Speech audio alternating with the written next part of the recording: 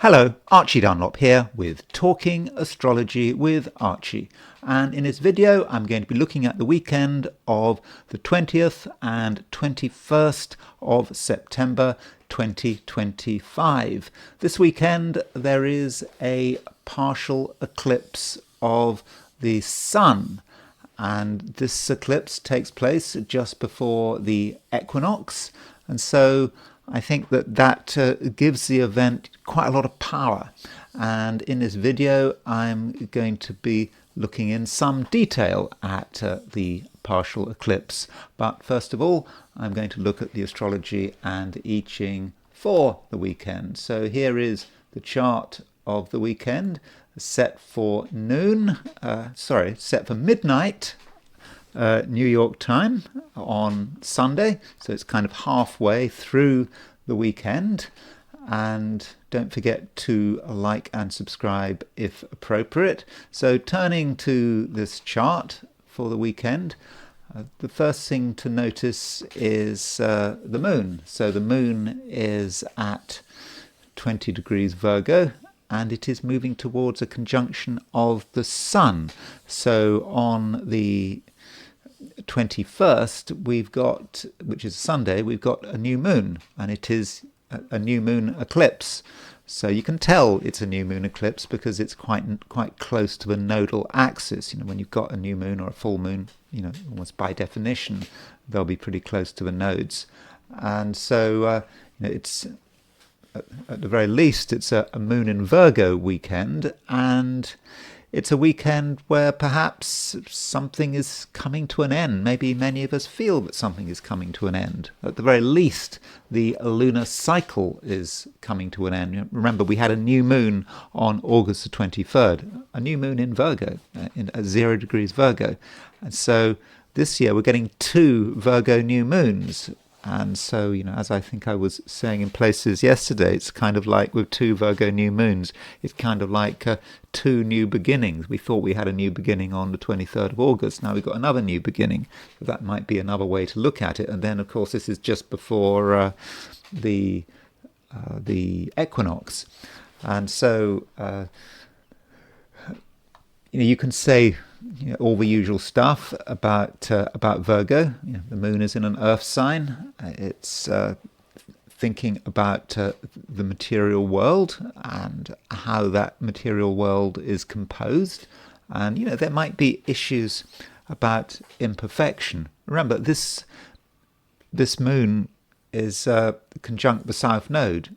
And the sun is arguably conjunct the south node. Okay, it's in the same sign as the south node. And so, when you've got this, south node energy, that may relate to the past, perhaps. And the past is perhaps, weighing in heavily upon us all at the moment. And I think, when we look at what's going on around us, we might be thinking historically, have we seen this before? And maybe forces from the past that we thought we were done with are now rearing their heads, perhaps rearing their ugly heads. And so, that is perhaps a negative view of this new moon. And on a positive note, perhaps it's just great that something is finally coming to an end. It's been a tough lunar cycle, and a new lunar cycle. Though, there is always a problem here, because you think about a new moon as a new beginning. Yet, having a new moon at 29 degrees Virgo kind of indicates it's a new beginning, but it's not really a new beginning. Well, I'll be talking about that sort of later in the video. And, aside from this new moon, I don't need to go into great detail about it. This new moon, the sun as well, it's making an opposition to Saturn. So sun opposition Saturn is going to be quite a major theme, of the weekend. And remember, but from a heliocentric view, you can regard sun opposition Saturn as the same as Earth conjunct Saturn, if you put the sun at the center of the solar system. And so, with sun opposition Saturn, it's it does mean that there is potentially a certain heaviness to the weekend. We are aware of perhaps our own obligations, and also everything that could be holding us back, that could be restrictive, and we might not necessarily appreciate all of this restriction, but maybe there's something that just needs to be structured, and we don't really have a choice. And as far as the specifics of Saturday and Sunday are concerned, well, there is a difference. You could say that Saturday is very much a sort of waning moon. It is very much before the new moon, and on Saturday we do have Mars quincunx Saturn. In fact, we've got a number of quincunxes.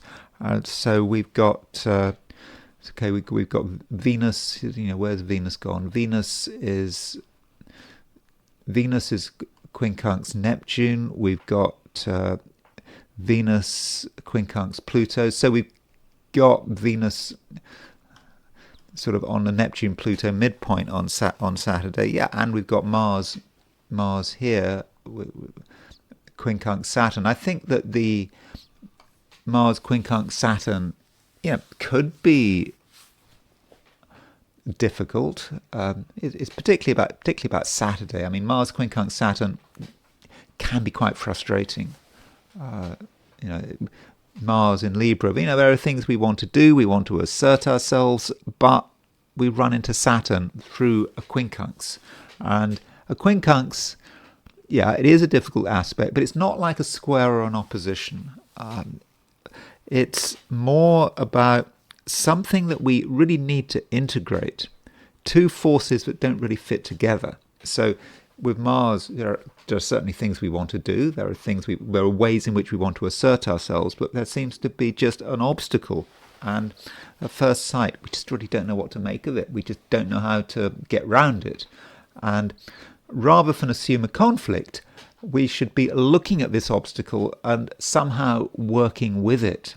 It may not be an obstacle that is trying to do us harm. It's something that maybe is trying to do us a favor.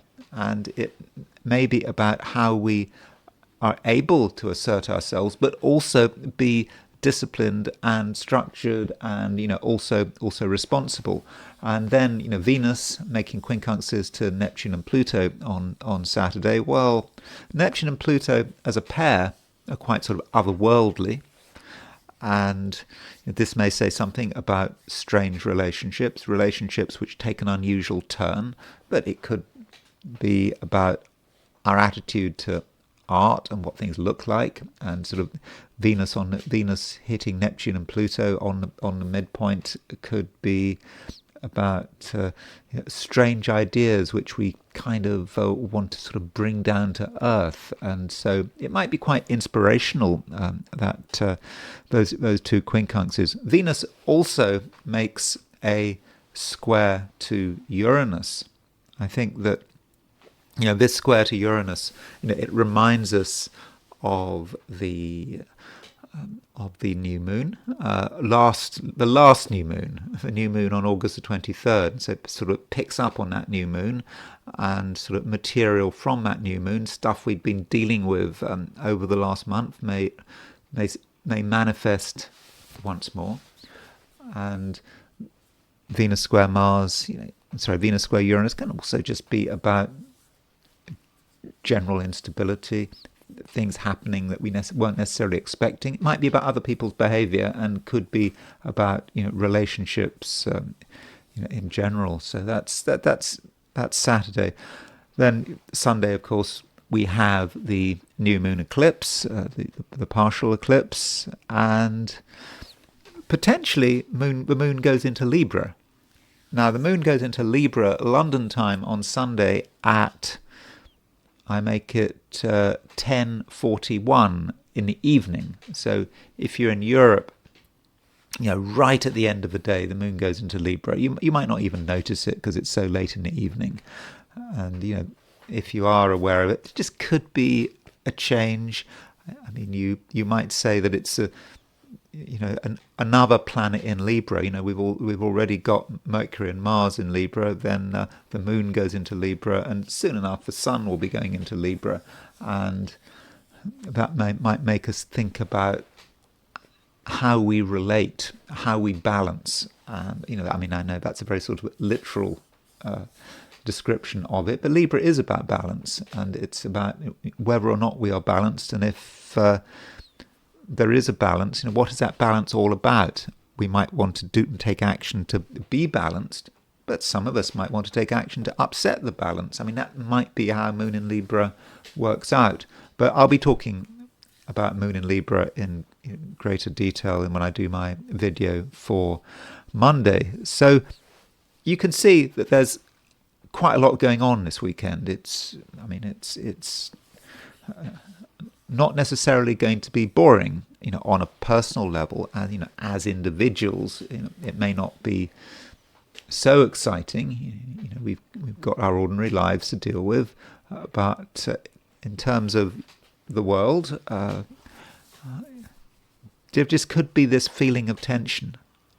And don't forget, we've got the equinox coming up. The equinox is coming up on Monday, so it all fuses together, really. And I'm sort of hesitant to regard, for example, the partial eclipse as just being a single unconnected event. You have to look at it in a from a wider context. So that's a picture for New York. It's not so different if you reset the chart for Sydney as a representative of Sydney, Australia. So at the beginning, in the middle of the weekend, at midnight on the Sunday, the Moon is in Virgo. So there's a Virgo emphasis throughout the weekend. Whether or not you're in Australasia or the Americas or somewhere in between.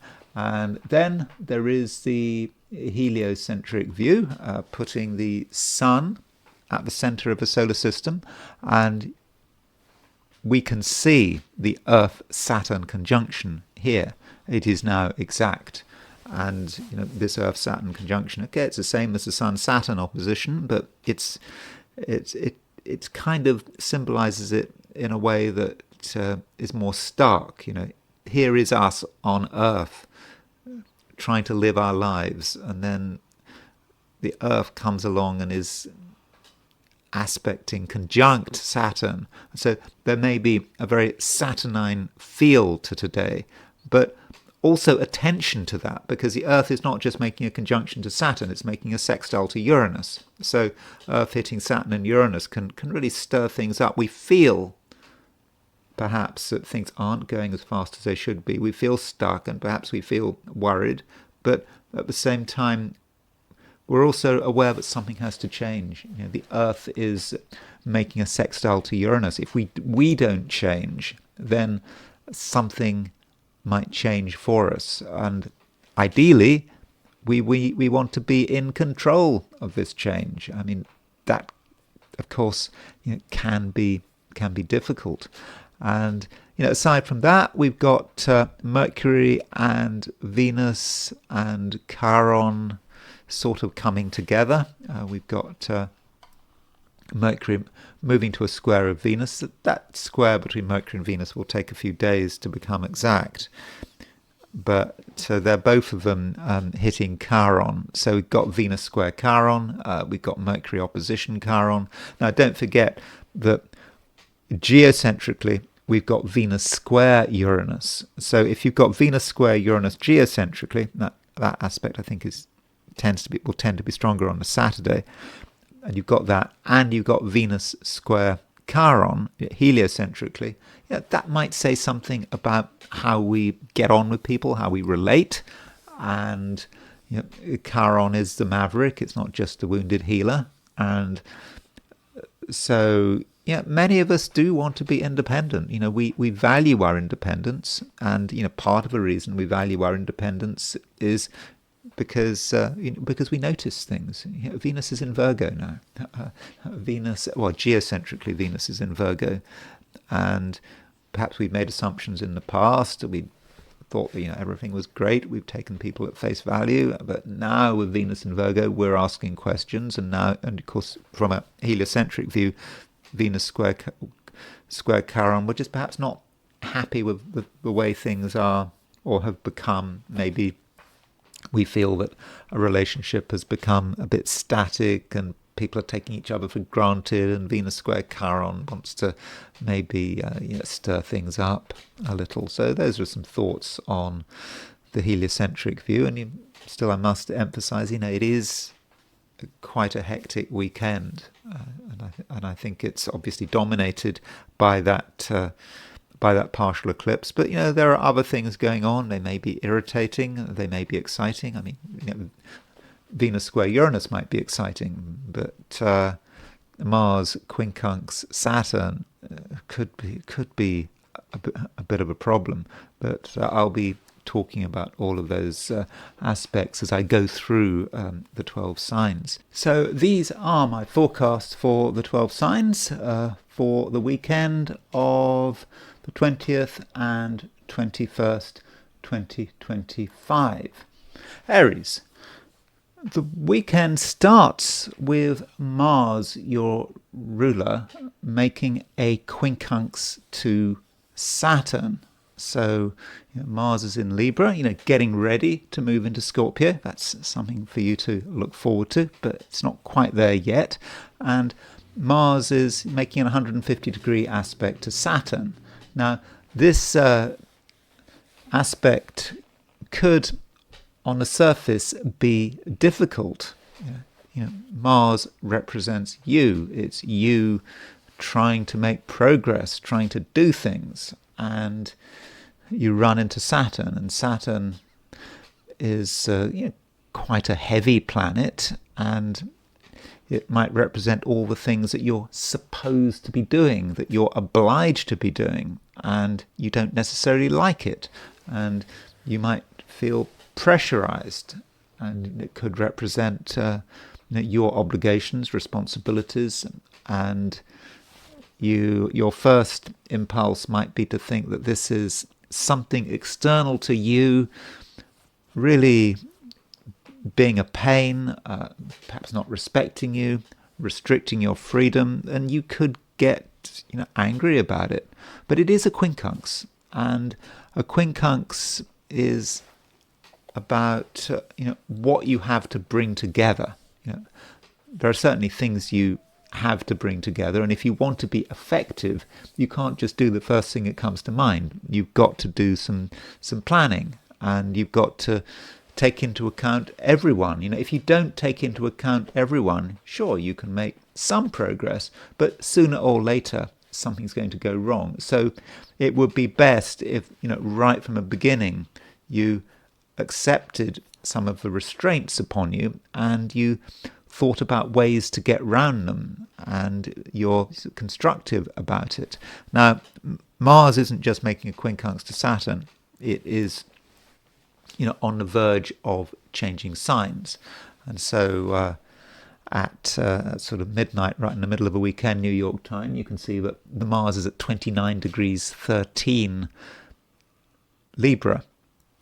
And, that might be how you feel. Mars in Libra, let's be honest, it's not the best place for Mars to be. Mars is in its detriment in Libra, and sort of maybe over the last month and more, things haven't always been great. There may have been moments of frustration when you felt you could have been in a stronger position, but you just weren't.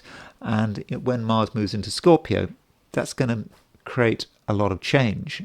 And I think it's going to be change for the better, because Mars is in its own sign in Scorpio.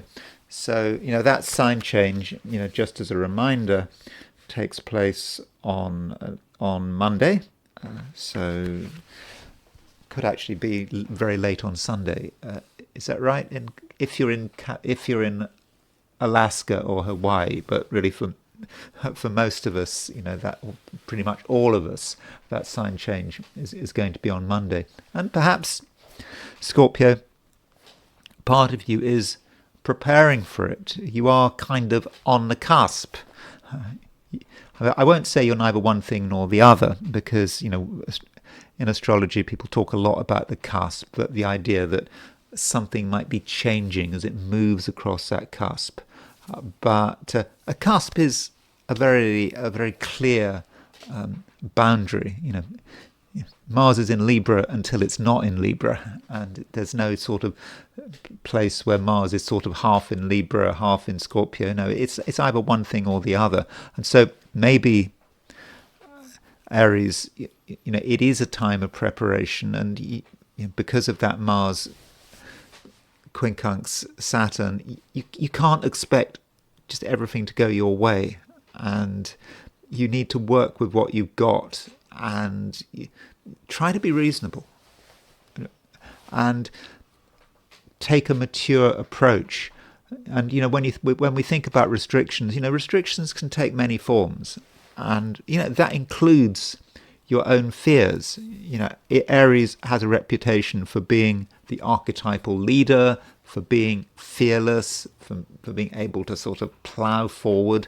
But all of us have got our fears, including you, and there may be reasons why you're not able to do things, or you think you're not able to do things, which have got nothing to do with anyone else.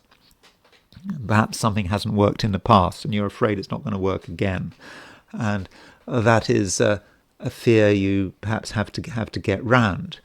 Though we also shouldn't forget that Mars is in Libra, your opposite sign, and so I think that many of your fears may be connected with how you think other people are going to respond to you. There could be something quite self-conscious about Mars in Libra, and so Mars moving into Scorpio on Monday, that is going to change things. And as I've already said, I think that it's going to change things very much for the better.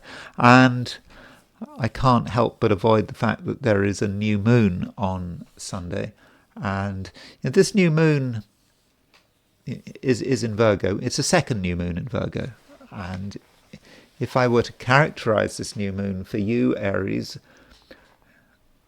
I might say that it's more of the same. A new moon is, in this case, in Virgo, perhaps is about preparation.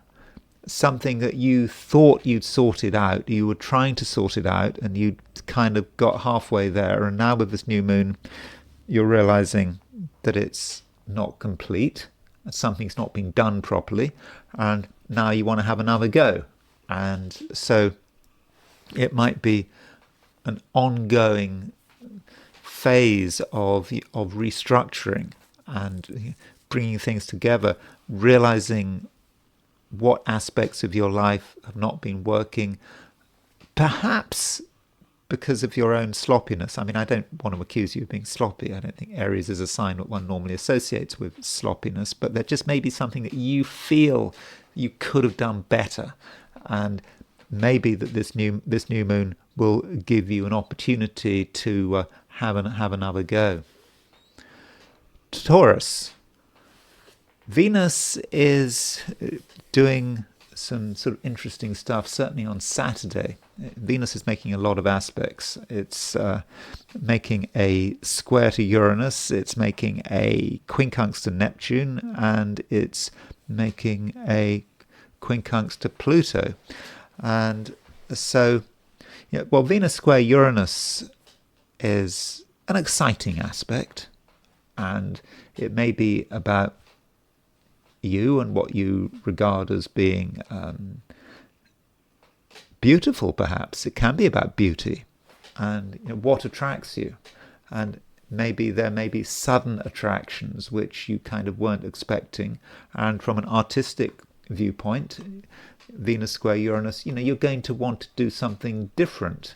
And additionally, I think we've got a square aspect heliocentrically between Venus and Chiron.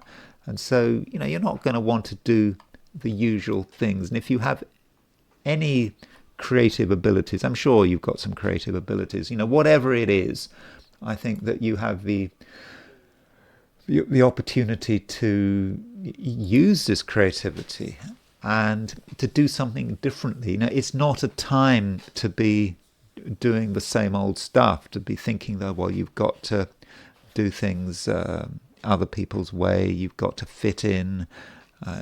No, I think that you perhaps need to do something that is different. And maybe when you think about yourself as an original trend-setting person, you might be thinking that maybe you lost your way recently. Perhaps you feel that you used to be more original than you were now. Well, you have the opportunity to put things back on the rails. If you want to be original, if you want to be a trendsetter, then you can. And that especially relates to aesthetics, creating things that look interesting. They may even look disturbing, but sometimes that's got to be done. People do have to be disturbed. If everything is the usual sort of vanilla blandness, but that's not what we want, and that's not what Taurus wants. And also Venus making quincunx to Neptune, quincunx to Pluto, that might mean, Taurus, that you have the opportunity to integrate really high level cosmic forces into your sort of everyday life, but it's not easy. Venus in Virgo wants things to be straightforward, because Venus, your ruler, is in Virgo now. Part of you wants things to be normal, wants things to be straightforward, but you're challenged, and you're challenged by something you don't necessarily understand.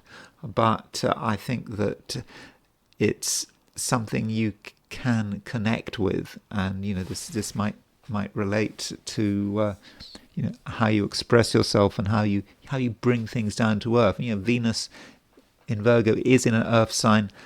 There are other planets in earth signs. You've got Venus, Moon, Sun, South Node. So you do have the capacity to bring things down to earth, but to begin with, you don't fully understand. And also this weekend there is a new moon, and this new moon, as far as you're concerned, is I think it's pretty good. I mean, it's a sort of partial eclipse of the sun, but it's in Virgo. It's maybe very late in Virgo, but still, it's got a Virgo.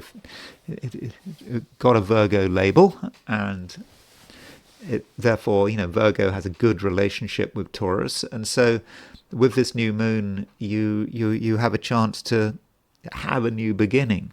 And I have said that because we got 2 new moons in Virgo, think back to the last new moon at 0 degrees Virgo. Was that a new beginning for you? Did it feel like a new start? Well, you got another new start. So that means that if you've been trying to create something and it hadn't worked, or you hadn't put enough energy into it, you have another chance. And do make the most of this chance, and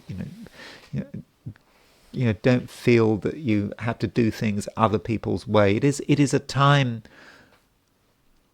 Taurus, when you do need to be original. I think originality really does matter, and if you're being original, then you're going to be enjoying yourself, and other people will be attracted to you. If you do things other people's way, if you try to fit in, it's just going to be unsatisfactory, and you're not going to be an especially happy Taurian. But if you can do what feels good to you, then I think that it can be, in the end, quite an enjoyable weekend. But there are challenges. There are things you have to integrate. Particularly, those Venus quincunxing Neptune and Pluto. It's really might be something that at first seems to be beyond you, but it isn't beyond you. And I think that you can incorporate some quite sort of high-level stuff into your everyday life. Gemini. A lot of stuff in Virgo. We've got a new moon in Virgo. Well, we've already had a new moon in Virgo on the 23rd of August, but now we've got another new moon. And so, Gemini, you might be having another look at, where you are and where you're sitting, your surroundings, and you might again be asking yourself, how comfortable do you feel? Does it feel good that you're in one place, that you've perhaps chosen one place to be? And of course, Gemini is a double-bodied sign. Geminis like variety, and being constrained is something you don't always appreciate. And so this might be a new moon which is an ending at the same time. Now that might sound rather strange, but remember, this new moon is right at the end of Virgo. We get an ending feeling to this while it's a new beginning. So what that might be, that it is the beginning of a realization that something needs to change, but in some ways you need to move on, and perhaps something you have got incredibly comfortable with, you now see that it's just not so good. It's not suiting your purposes anymore. And so maybe that's how the new moon is going to be sort of manifesting for you. And there may be a tinge of sadness there, but also excitement as well, because you can see that something is starting to reach its end, something that has maybe become boring, and it's a slow ending. It's not like anything sudden. It's because this new moon is right at the end of Virgo. It's in the last degree of Virgo, and also you are thinking ahead, and you're trying to move beyond yourself. And the reason for that is that the weekend starts with a quintile between Mercury and Jupiter. So Mercury and Jupiter are 72 degrees apart, and 1/5 of the circle. And so with Mercury being Mercury quintile Jupiter, that's what you're thinking about. That's what you're trying to create, particularly at the beginning of a weekend. You're thinking that things could be better, things could go further, and you don't have a great deal of sort of get up and go. You don't have this natural assertiveness. I mean, it's difficult for a lot of us to be naturally assertive and to have that spark. Doesn't help the fact that there isn't any fire at the moment. No fire, unless you count Neptune and Chiron. So no planets in fire signs except for those. And so it's all working to begin with on a mental level. You're thinking about possibilities, and you know that you could go so much further. And the question is, do you have the willpower to see it through? I mean, I think in the end you do have the willpower to see it through, but you can't ask yourself too many questions. If you do ask yourself too many questions, well, you're a Gemini. You could really bring things to a halt, because too many questions it can end up like being mud. And so it's important that you're really as positive as possible, and you don't give up on anything. And if you think that something might be possible, then you really give it your best shot. And additionally, this quintile, it's with Jupiter, and so because it's with Jupiter, the quintile may have a relationship element to it. So you may be thinking not just about yourself, but other people and how other people might fit in with your plans. You might like them to fit in with your plans. Of course, everyone is a free agent. If they don't want to fit in with your plans, well, that's too bad. But on the other hand, in your own quiet way, Gemini, you can be quite charming, and there's something about you that is difficult to ignore. And if your willpower is strong enough, you can bring forward some very clear ideas this weekend, and they will make sense, and people will listen, and maybe other people are prepared to change their plans because of your ideas. But you have to really show some willpower. You have to keep going. You mustn't sort of give up halfway through. But if you believe and think that something is possible, provided it's reasonable, then I think it can happen. And yeah, other people may be prepared to fit in, with your plans. But it's a slow weekend at the same time, because of all those planets in Virgo, and the fact that there's the new moon in Virgo, and there's a Sun opposition Saturn. I mean, if that Sun opposition Saturn could be something that you really have to deal with, and it's really tied in with the new moon. And I would probably have seen that as being maybe a challenge to your comfort zone. You kind of wanted things to be done in a particular way. Yeah, you might have your ideas, but you want it to be on your terms, really. But there's something going on with that Saturn. That Saturn represents a force that you kind of know that you have to respect it. You don't want to respect it. It might be boring. It might seem to be representative of the past, when in fact it's a representative of the future. And so this force, this sense of responsibility that cannot be ignored, you have to pay attention to it. And it is perhaps a reminder also that Saturn is now back in Pisces. You thought you'd escaped Saturn in Pisces, but Saturn went back into Pisces. Was it a few weeks ago? I think it was the 1st of September. Saturn's going to stay in Pisces till I think Valentine's Day of next year, 13th, 14th of February. And this Sun opposition Saturn is a reminder that you have some responsibility, and it might be simple. It might represent your work, some ambition that you've become a bit ambivalent about, that you haven't been giving enough attention to, but now you realize, perhaps unwillingly, but you still realize that you need to give it your full attention. Okay, maybe the weekend, but it's not going to be the weekend forever. The time for action is perhaps fast arriving. But the Sun opposition Saturn, it is across an axis which can be parental. The Sun in Virgo, it might be sort of more representative of the father. Saturn in Pisces could represent the mother.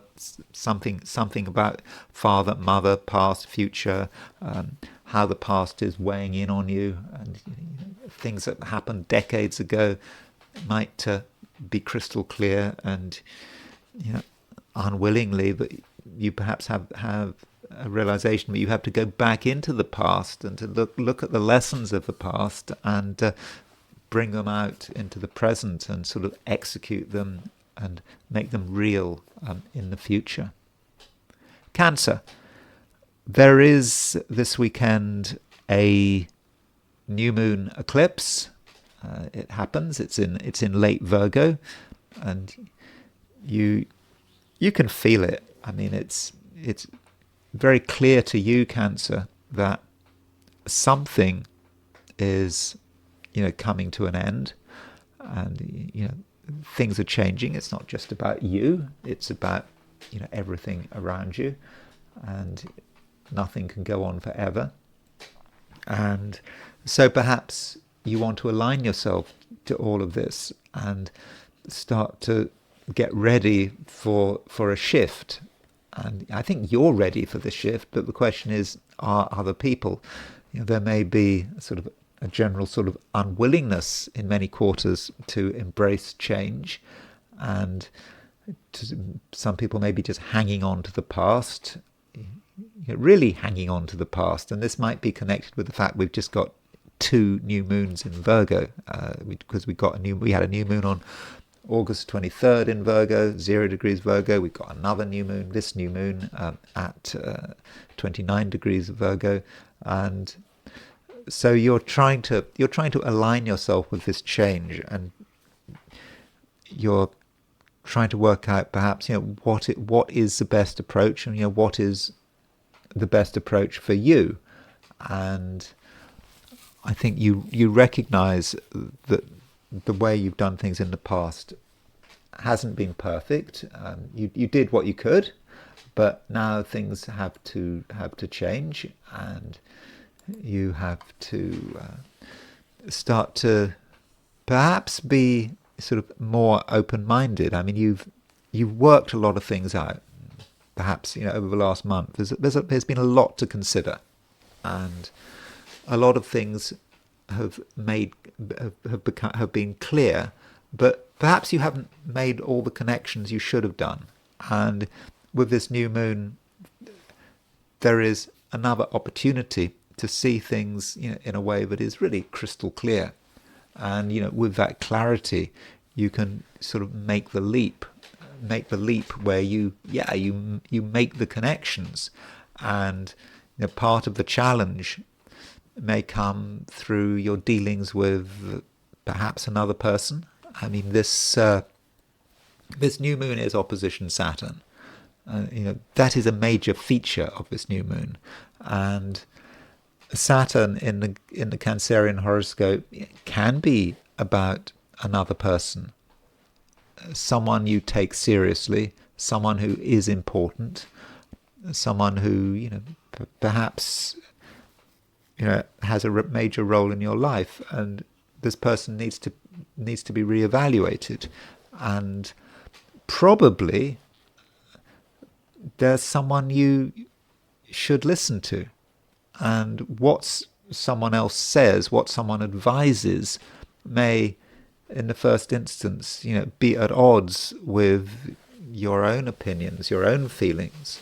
And so Cancer, you don't feel that you have got everything sorted out, because I don't think you have. I mean, I think that there are things that sort of half make sense, but they don't completely make sense. And so this is another good reason why you need an overall view. If you don't have an overall view, if you're just looking down and looking at the details of things, you're going to be in a state of confusion. And perhaps this new moon is a reminder that you have to sort of go beyond the details, all these things you've worked out, these things you've been working on, half working on. You need a broader picture, and it can certainly be provided. And the Sun opposition Saturn that we have this weekend may be the final challenge. You are challenged, and it, to begin with, might not be easy, but you should listen very carefully to what you're being told.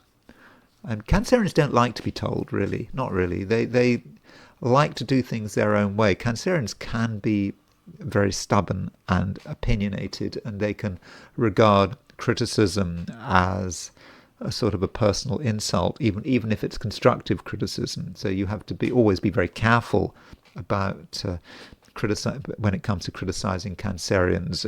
It's often a very unwise strategy. But if you do get criticism, or even if you think you're being criticized, then don't get defensive. You don't have to accept the criticism, but you should listen to it, and perhaps you should also accept that it comes from the right place. There are people out there who do wish you well and want the best for you. And if you do come across a challenge, and then take it as an opportunity. Don't just run away from it or get annoyed. I don't think that would be the right approach. Leo, the Sun is your ruler, and this weekend the Sun is opposition Saturn. So, Sun opposition Saturn is not a great aspect. You wouldn't have thought. And it can be quite limiting. And, you might feel that something is just holding you back, and it perhaps doesn't want you to be successful, wants you to stay in one place, and you might want to resist this. But every aspect has a purpose, has a reason. So you need to think about, what is it all about? Now, one approach to the Sun opposition Saturn could be to say that it is about money. I mean, that is definitely a possibility. Remember, the Sun is in Virgo, and Virgo is the sign following Leo. So Virgo in a Leo chart is quite a financially orientated sign, and so for many Leos, this might be a time where money does matter, where you've got to consider the financial dimension.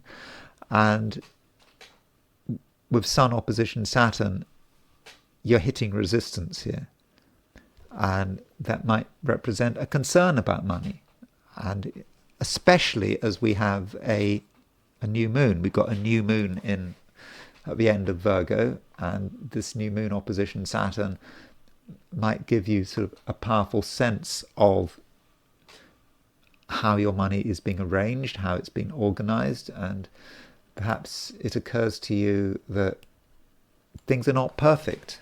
However much money you have or don't have, there's still a concern, and so you might then, Leo, well, you might respond in sort of quite a miserable way. You might just regard this as being something quite difficult, something you can't get round, and you may be looking at how much money is coming in and what your expenditures are like, and it just might seem sort of difficult to balance a book. So that is a way in which Sun opposition Saturn could work, but the Sun opposition Saturn, it's there for a reason, and it's kind of telling you how to deal with the issue, and it's telling you that the approach you need to take is one of real commitment. So if something bothers you, so if something material or monetary bothers you, then you've got to confront the thing head on and be really ready to immerse yourself in the various complications, to really deal with the issue completely head on, fearlessly, ask questions. And that's especially the case if other people are involved with things. If you've got a financial situation which may be dependent on other people's agreements, maybe it's might also be connected to legal agreements. So really get involved with all of that and be ready to get involved with that. And that might be one feature of this new moon. It's asking you to take your finances extremely seriously, and you can't just look at money and spend a few minutes worrying about it and then sort of moving on to something else. You've got to sort of hold your ground and really get into the details, get into the small print. And if you can do that, then I think that this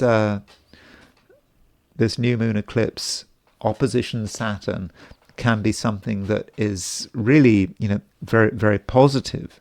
So although on the surface things do seem difficult this weekend, then although it does seem difficult, I do think that there's a way around, and it might not just be about money.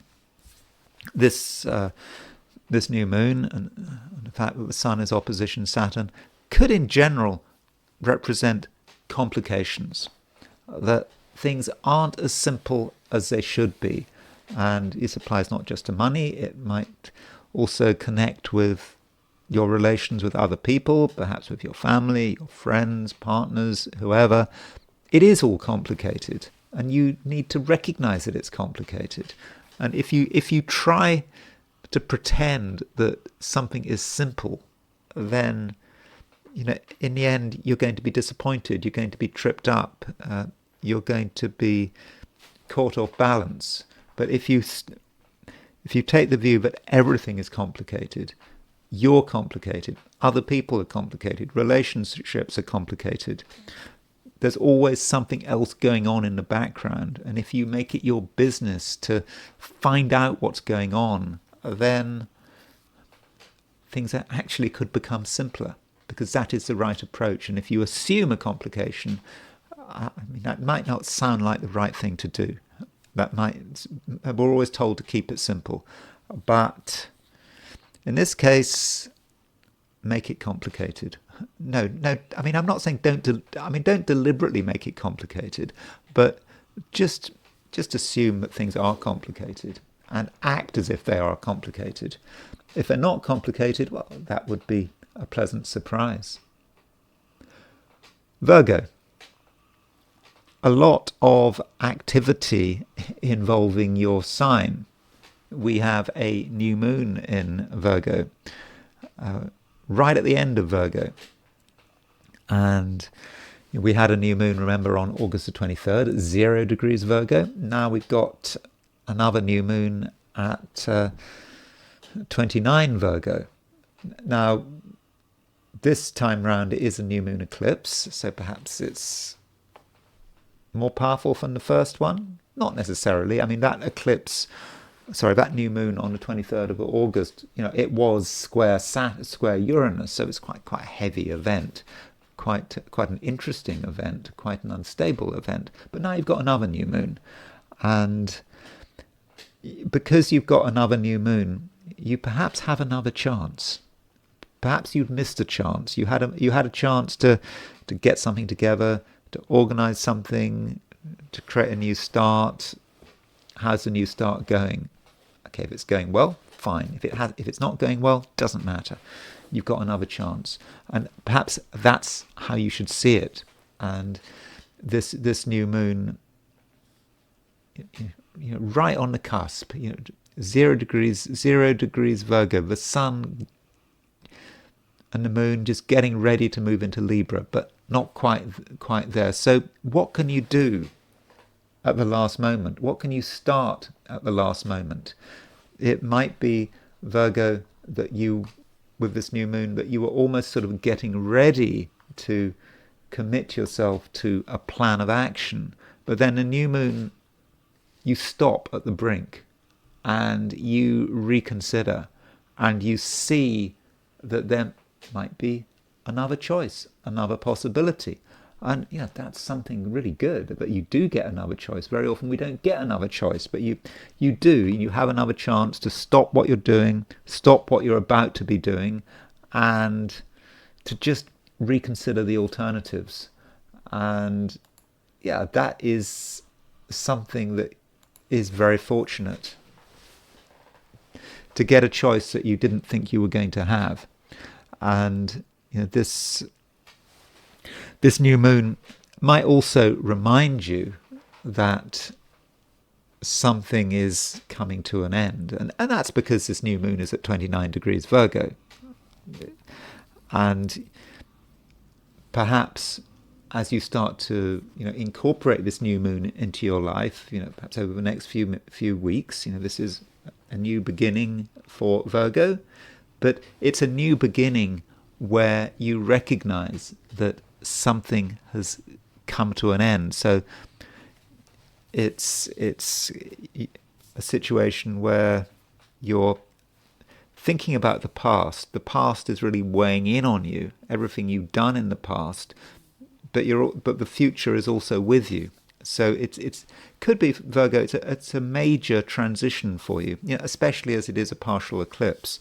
And this new moon is opposition Saturn. So you've got new moon opposition Saturn, across the main axis of your chart. So, what does Saturn mean? What does Saturn represent? Saturn could represent another person, someone who could have come back into your life, someone who you're paying more attention than you expected to pay to them. They are there. And one way of looking at this new moon is that this new moon eclipse is that you're dealing with a person you don't really want to deal with. You thought they'd gone, but they haven't gone. They're back, or at least they're still around. And they're back for a reason. And maybe you have another chance to talk to someone, or or understand someone or listen to them. Maybe they've got advice to give you, and this person may not be someone you particularly like. They might be annoying, they might make you feel small, they might be older than you. I mean, not necessarily in years, but perhaps in wisdom and experience. And yeah, there could be on your part a certain amount of resentment, but there's still perhaps some unfinished business there, which this new moon opposition Saturn, may be talking about. But don't get too caught up on all of this. It doesn't have to be so difficult, and it's not just about one person. I think that over the course of a weekend, on a different note, there is room for relaxation and enjoying other people's company, and if you're with people, I think you can enjoy yourself. Perhaps you should be with people. I think it would be a shame if you spent the whole weekend alone. And I think in terms of your spirits, I think that you can really sort of benefit by having quite a busy social life, over the course of a weekend. And while you're at it, do think about the various connections you're making over the weekend, and how they could be useful. There is a square between Venus and Uranus. Venus is in Virgo, and Venus isn't in such a bad position in Virgo, because it's in mutual reception to Mercury, which is your ruler. They're in each other's signs, and Venus being square Uranus. In fact, Mercury is trine Uranus, and that might mean that this weekend you can do some perhaps useful networking. You can talk to people who could help you. And even if that's not the case, you can do things which are constructive. Your mind is busy. You are able to think about possibilities. You don't want to get caught entirely on single relationships. You need to think about yourself as well. And it might occur to you that something is possible. Perhaps you thought it was impossible, but now you realize, it is possible. And maybe if you handle things in the right way, you're going to get the support you need. And that's another good reason to listen to other people's advice, even if you resent that advice. Somehow that advice, if you're honest with yourself, could be useful. Might not be exactly what you want to hear, but remember, there's a new moon this weekend, and it might be opposition Saturn, but a new moon still represents a new beginning. And as far as yourself and your ambitions and your goals, I think that you do need to look to the future, and you can create a future which, as far as I can see, looks pretty good. Libra. I'd love to say that this weekend was going to be simple and straightforward, but I don't think that is necessarily the case. You may be quite sort of influenced by things which may be beyond you. You can't quite understand it, at least to begin with.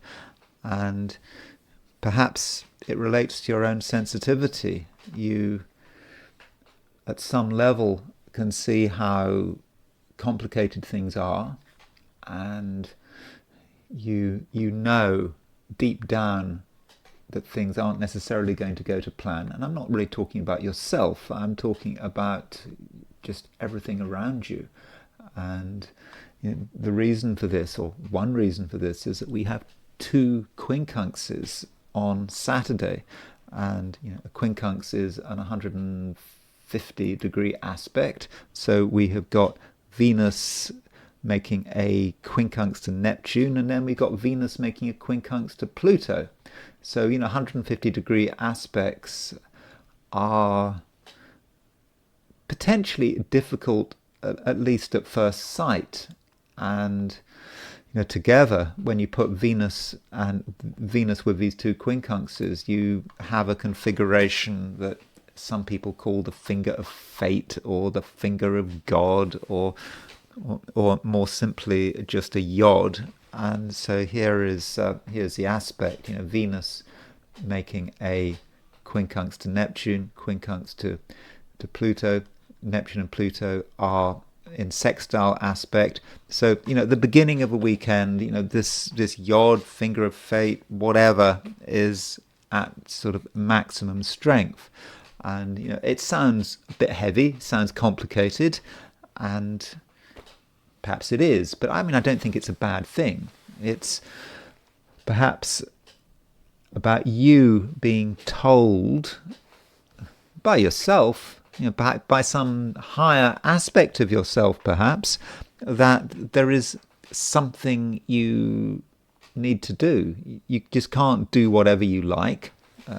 You can't just do what other people say, do what's easiest.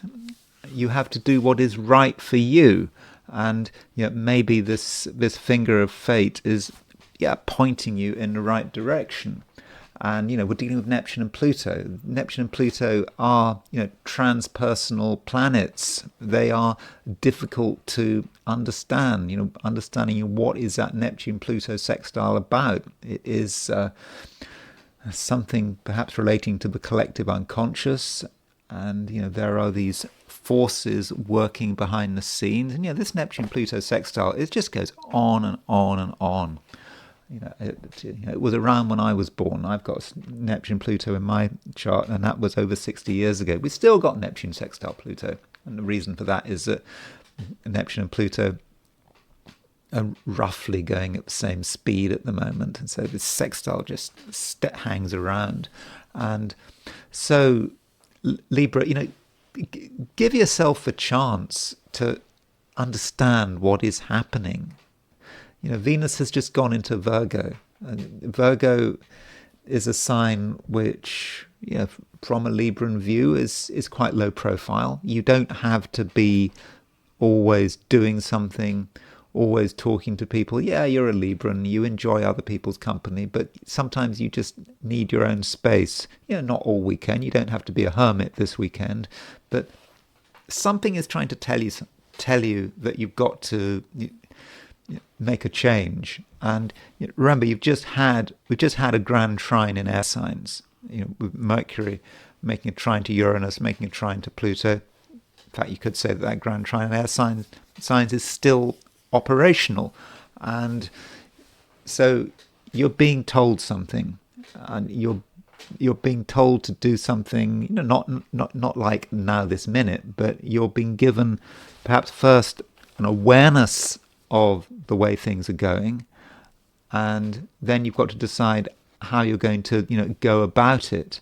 And Venus is making a mutual reception to Mercury, and so Mercury is in Libra. So perhaps with Mercury in Libra, you do have a chance to start to make sense of very complicated issues, and perhaps to start talking about them.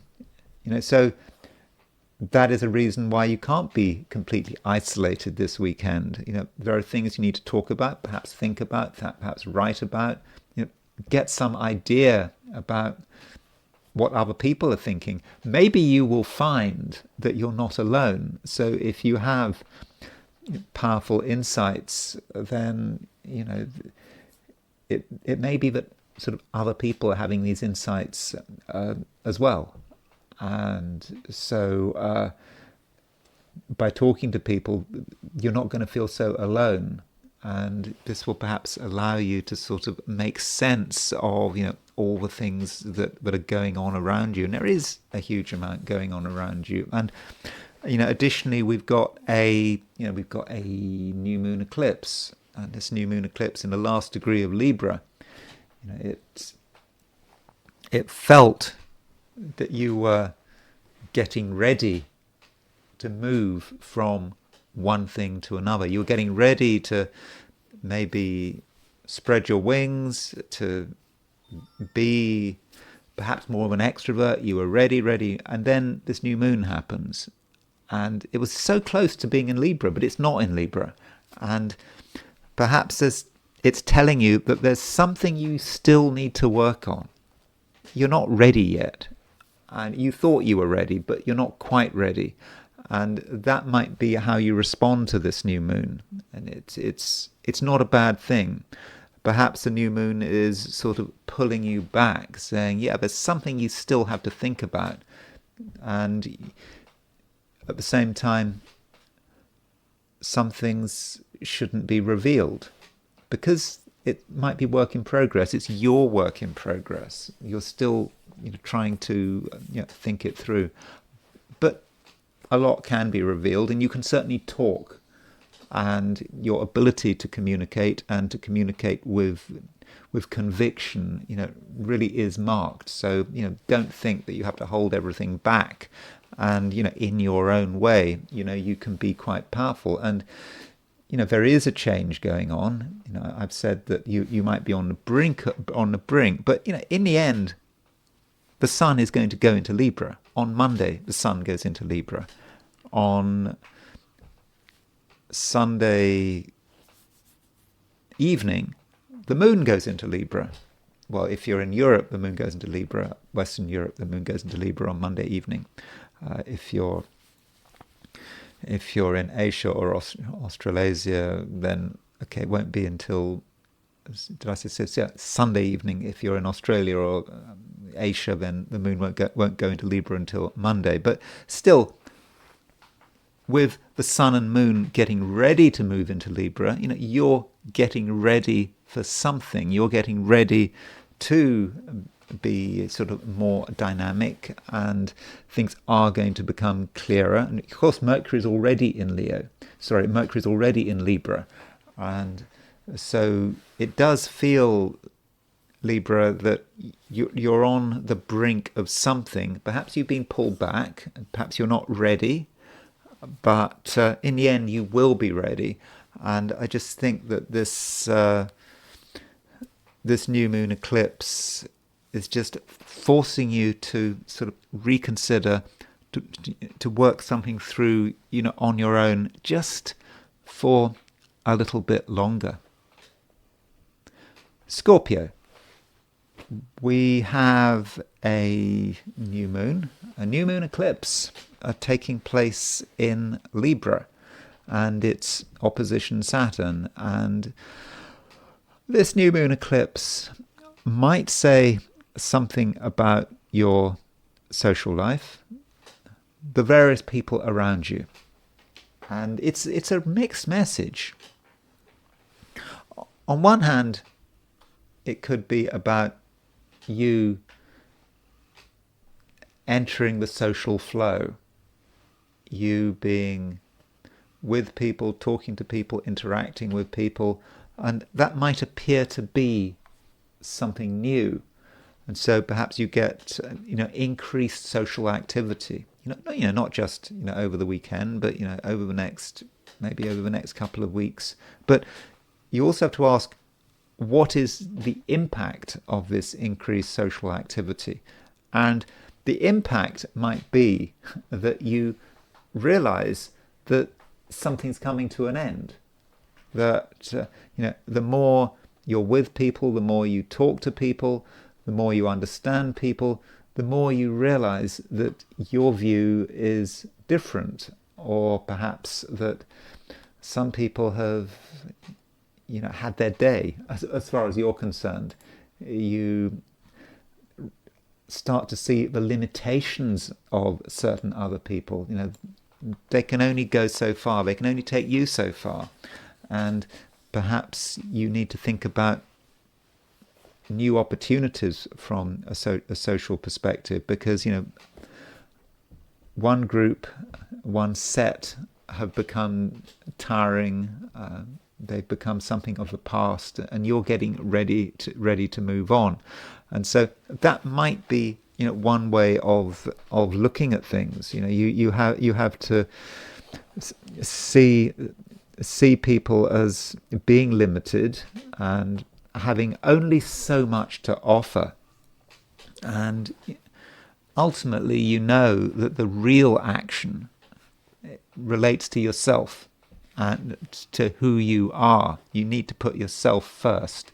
And, this is a message that has been sort of perhaps getting stronger over the last couple of weeks, perhaps ever since Saturn went into Pisces, and now you've got the North Node and Saturn in Pisces. This is reminding you that perhaps you matter, and that your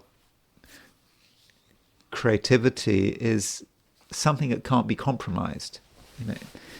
You can't do it with other people, or at least you can't do it with the current crop of other people. They don't entirely sympathize you. They might be pleasant enough, but they're not able to really understand what you are all about. And additionally, Scorpio, the concept of independence really is starting to become quite strong.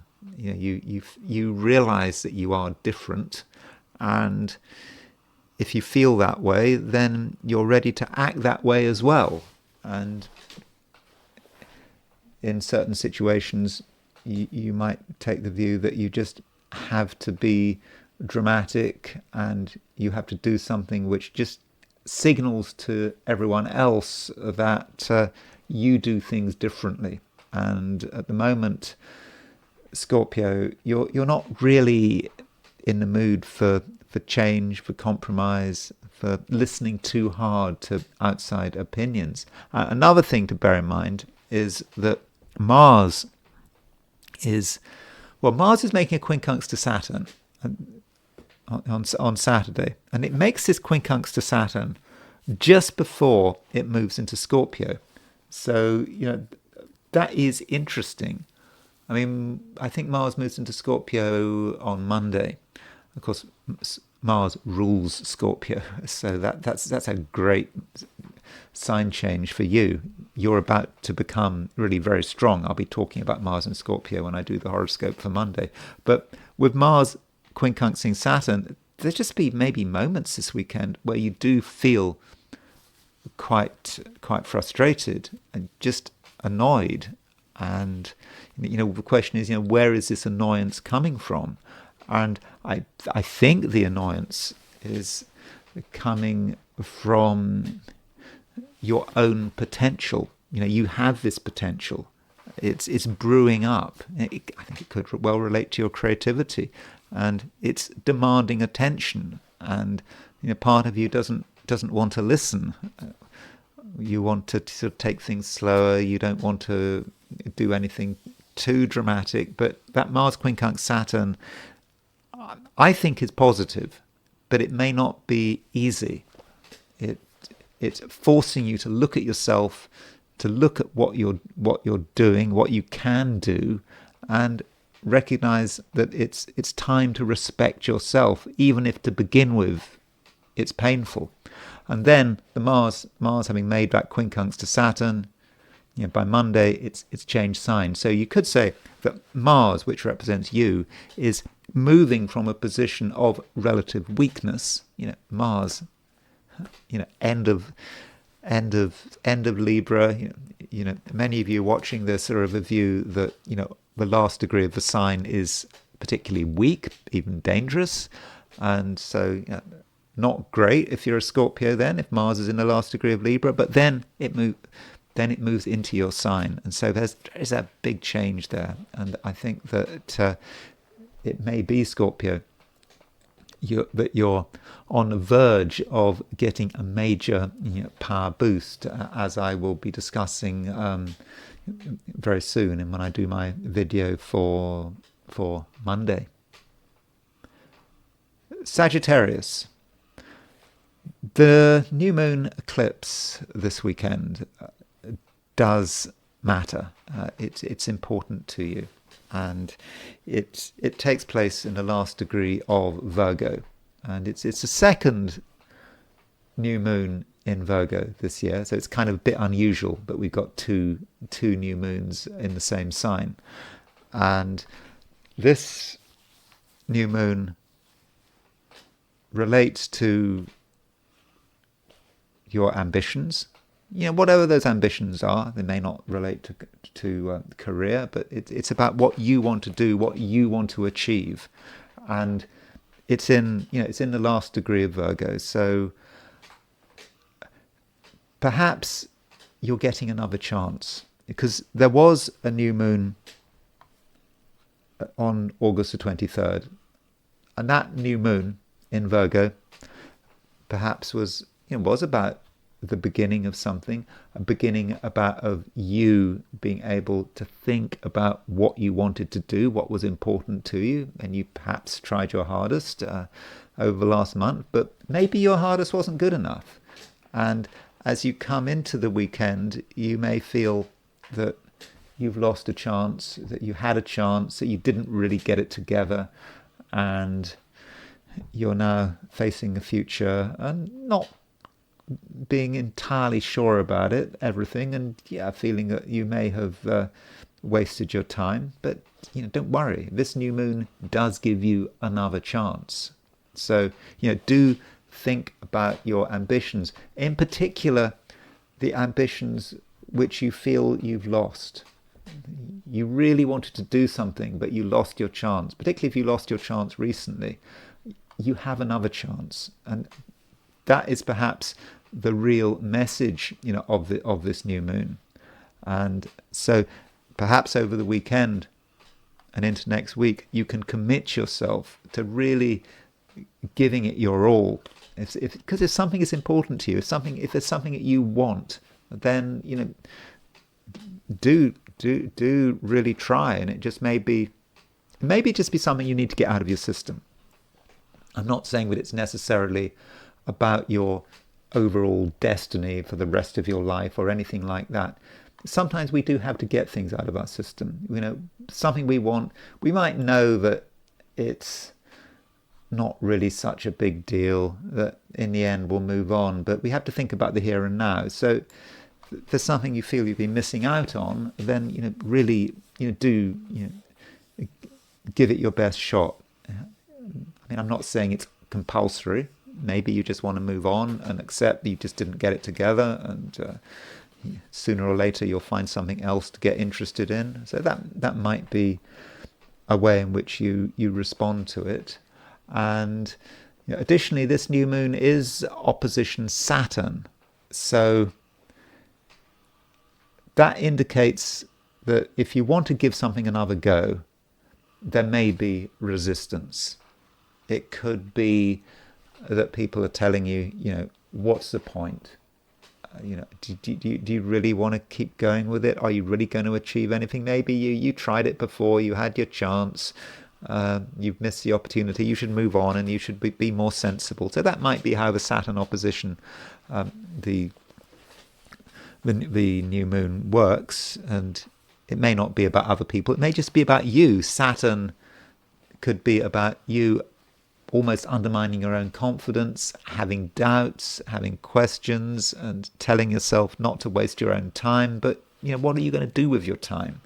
And if you really do feel that something is important, that you are missing out, then really try.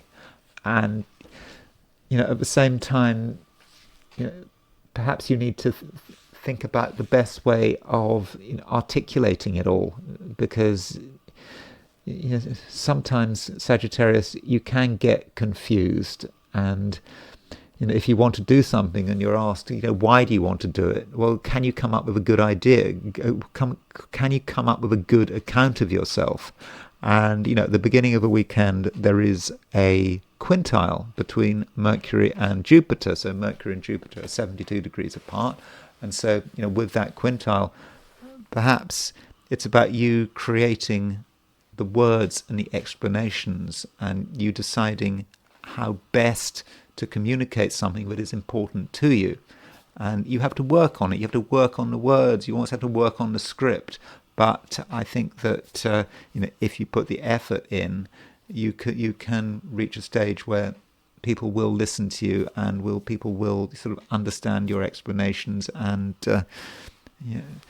give you a chance. The Mercury quintile Jupiter also might have a connection, with relationships. And so with Mercury quintile Jupiter, if there's someone you want to get on with and someone you want to get in touch with, and you're thinking about how best to do with it, well, keep thinking, because Mercury quintile Jupiter is about working things through in your own way, and at the same time developing a will for something to happen. So if you will something, if you believe that you would really like to connect with another person, then that Mercury quintile Jupiter can give you the opportunity to think it through and work out the best approach. Yeah, it might seem a bit fake, but it doesn't matter. The point is, how do you come across? And I think that you come across as someone who is intelligent and worth listening to. So it's a weekend where there are definitely things going on, and perhaps you have to make some decisions. Do you want to give something another go, or do you instead take the view that you don't want to try again, that you want to just embrace the future, develop a new set of plans, new set of ideas, forget the past? Well, it's up to you. Capricorn. There is, like yesterday, there is a lot of activity in Virgo. In fact, there is a new moon in Virgo, a new moon eclipse. And this new moon eclipse is opposition Saturn. And so this new moon is very likely to have an impact on you. And the question is, how do you deal with it? And one way this new moon might work is that it relates to ideas. I mean, I talked about ideas yesterday, and I'm talking about ideas again. And ideas have a reason, they have a purpose, and they're there to allow you to make sense of things. And it also links to your philosophy on life, and how this philosophy relates to every single action you take.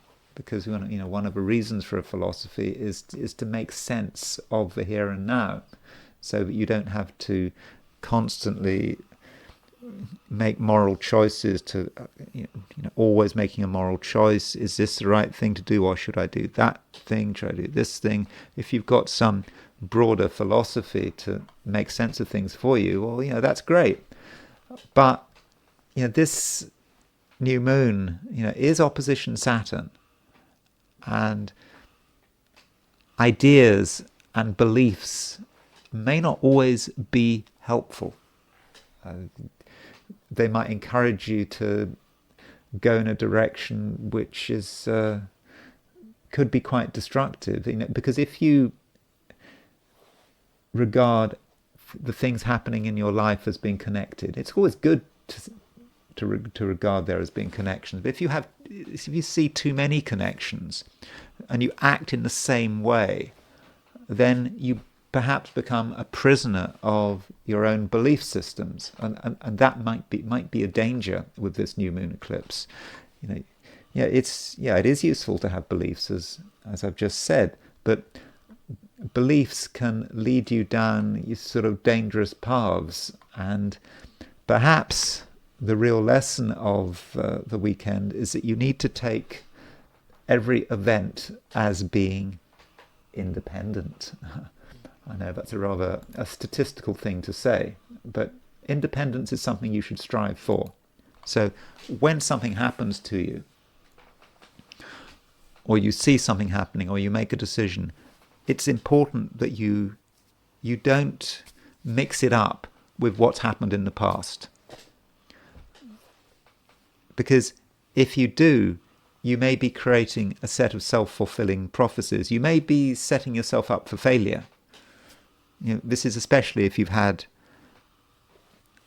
an event in the past which didn't work, and you assume that the next event is going to work in exactly the same way, is going to come out in exactly the same way, then you assume it's going to fail.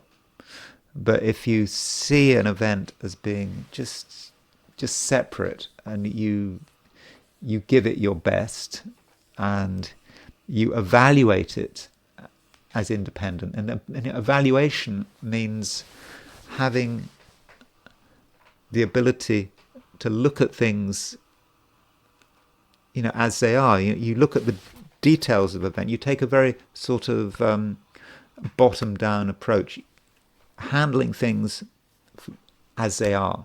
You look at their components. You don't have some overarching opinion, and it takes time. It's much easier to just jump to a conclusion. Much easier. But everything is different, and perhaps this also relates to the nature of this new moon eclipse. It is in Virgo. Virgo is a sign which is to do with discernment. It's seeing the differences between things, not seeing the connections between them, the similarities. I know people say, oh, it's nice to see similarities, it's nice to see connections, but those connections and similarities could be false. And I think it's just so important that you see, well, not just events, but also people. Things are not necessarily connected. You can make the connections later. But I think if you try too hard to make connections, if you try too hard to look for similarities, then inevitably almost you're going to make mistakes. And making mistakes doesn't suit you, Capricorn. And you have the tools, the analytical tools, to not make mistakes, to be able to judge things as they are and to come to the right conclusions. Aquarius. Well, there's still that grand trine in air that I was talking about yesterday. I think I was talking about it the day before. So, Mercury is still trine Uranus, it's still trine Pluto. And things are still flowing on a realm of ideas. So give your ideas free rein. Be inspired. And don't be afraid of being ever so slightly shocking. You can be, and you're starting to see things in a new way, and you can be quite inspired. Yes, you can be. And so don't forget that grand trine in air signs, even though we've got other challenges. I mean, one challenge we, of course, have this weekend is that we have a new moon eclipse. And this new moon eclipse might, from your perspective, make things quite complicated. This new moon is, it's in Virgo, right at the end of Virgo, and it's opposition Saturn.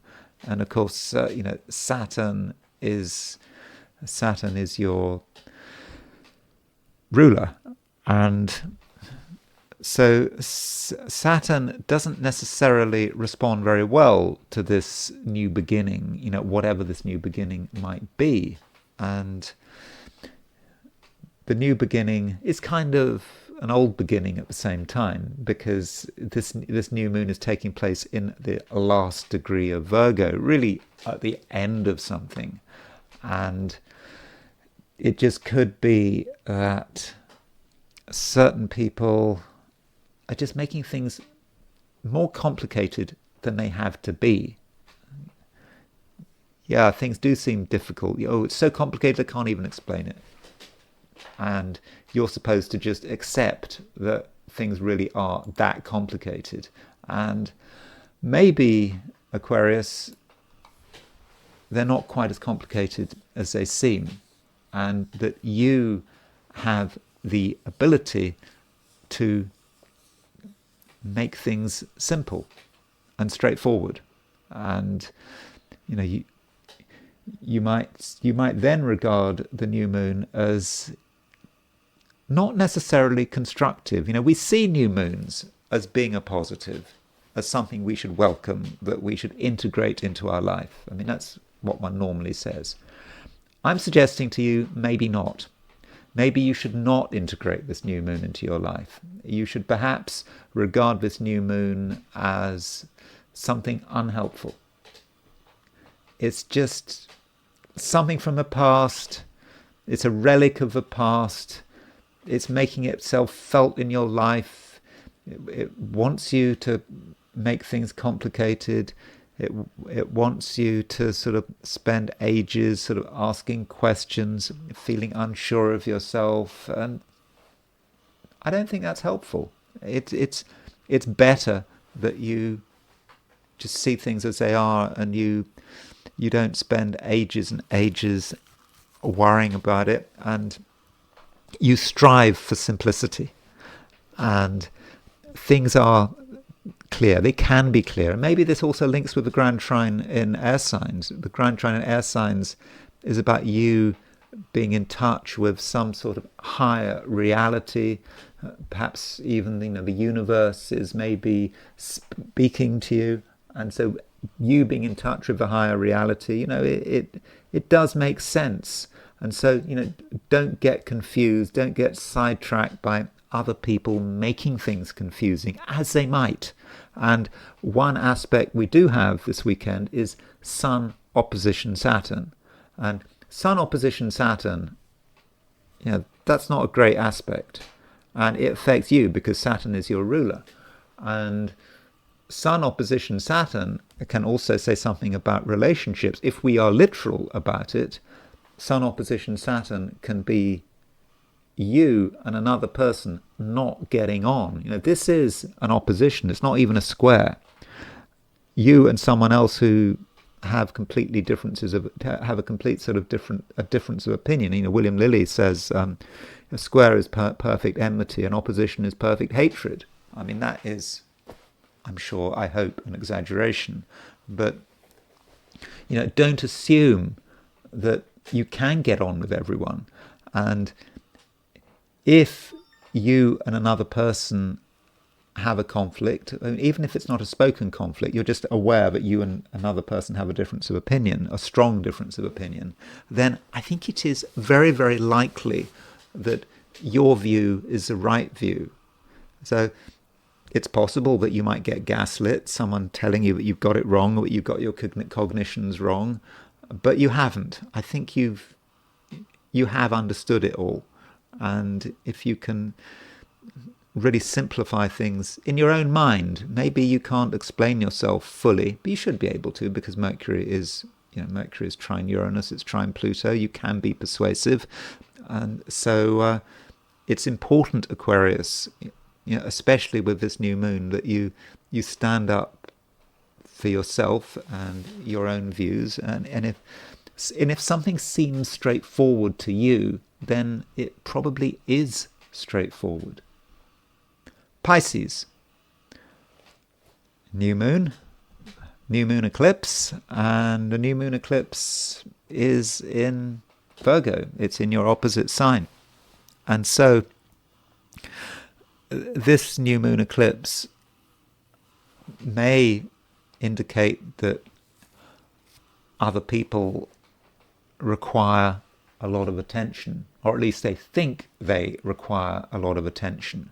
And it might be quite difficult to think about yourself and your own needs, with this big emphasis in Virgo. I mean, I said the same thing yesterday and the day before, I think, but I can't help that. I mean, the picture isn't so different this weekend, over the weekend, than it was, say, on Friday, but it's arguably more intense because we do have this eclipse, and the sun and the moon are together, and so you're under pressure perhaps, and you're under pressure to do things another person's way, to do the listening, not to do the talking, perhaps to be told what to do. Maybe you think that the easiest approach is to just follow rather than lead. Now, that's a natural response to having a new moon in your opposite sign, absolutely natural, but it's not a response that's necessarily helpful. I think that as far as possible, Pisces, you should be looking after your own interests and doing what is right for yourself. And this new moon new moon eclipse, it's conjunct the South Node. I mean, okay, it's not exactly conjunct the South Node, but it's it's within 12 degrees. I mean, that is a definition of an eclipse. Eclipses happen near the nodal axis, but this is particularly relevant to you because the new moon is taking place in your opposite sign, and being tied up with the South Node, that really is where you should be moving away from. And with the new moon, you might reach some conclusions about certain other people, because this new moon, when I think about it, does have certain qualities of a full moon. I mean, I know that full moons and new moons are supposed to be very different, but because this new moon is right at the end of the sign, that does indicate an ending to me, not just a beginning. And this may be the beginning of a concept of an ending, and that might then say something about certain relationships, certain people that you've had a lot of connections with, and you start to see that it's not really necessarily going anywhere, and that it might be time to move on. Not immediately perhaps, but something has changed, and you perhaps have to be aware of that change. And if you lose one person, well, you can gain others. And this weekend is a time when you can be decisive, and you can be socially decisive. And if you want to take a social initiative, perhaps impose yourself on a group of people who you don't normally associate with, you suddenly deciding you want to turn up somewhere, forcing yourself onto a group of people that just you haven't got any immediate connection with. But if you do that, I think there may be a way of doing it well, in doing it in a way which is effective. So perhaps from a social perspective, this weekend, and not just this weekend, but into next week, might be a time for sort of breaking new ground. So those are my forecasts for the 12 signs, and now I want to look at things from the viewpoint of the I Ching. So I asked the question, what is the weekend going to be like for those watching the I Ching section of this video? And the first hexagram I got was hexagram number 32, which is duration. And this hexagram is about continuing with something. You've started and you will just carry on with it. And it's not a time for changing, for sort of giving up sort of halfway through. And so you might have your doubts, are you really doing the right thing? But it almost certainly is the right thing. And duration, also relates to sort of traditional structures that we might be involved with. For example, the family. There's often great duration to the family, or perhaps a business, or whatever it is that you're involved with that has a history, and it's just important to carry on with it. Now, this hexagram, it does not have any moving lines, and so we have duration, which in itself is quite a static concept. We just continue with something, and then we have no moving lines. So this weekend, you should not be looking for huge amounts of variety. It's not a weekend for chopping and changing. And, if you've made a decision to do something over the weekend, then just stick with it. It may not be very exciting, but it's the right thing to do. You've got to give things a chance. And you don't want to create chaos and disruption. When talking about the weekend, if you from an astrological point of view, I have mentioned that there's really quite a lot going on. We've got the Sun opposition Saturn, we've got the new moon eclipse, opposition Saturn. We got Venus square Uranus. We got all sorts of things which could be disruptive, and what we're being told here is not to allow ourselves to be disruptive. It's not to allow ourselves. Well, we mustn't allow ourselves to be disruptive, and we also mustn't allow ourselves to be disrupted. And so the basic message is, stick with it.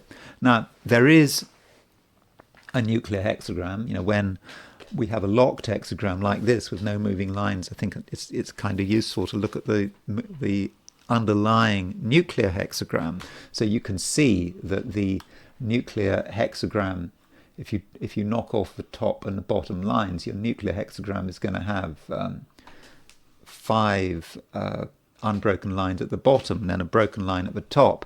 So the nuclear hexagram for this is going to be hexagram 43, which is breakthrough, which is, in fact, in terms of its meaning, is about a real danger. And the concept of breakthrough can be about you've got such a problem coming up, a real danger that you have to shout about. Or you're listening to other people's shouts, and you have to get out before it's too late.